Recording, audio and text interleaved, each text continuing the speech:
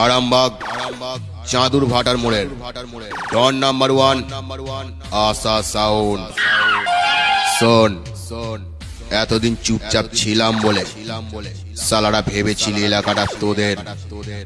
আবেই আর একটু অপেক্ষা কর, বড় মেশিনের ভয়ঙ্কর বেশ কি জিনিস তোদেরকে বুঝিয়ে দেবো।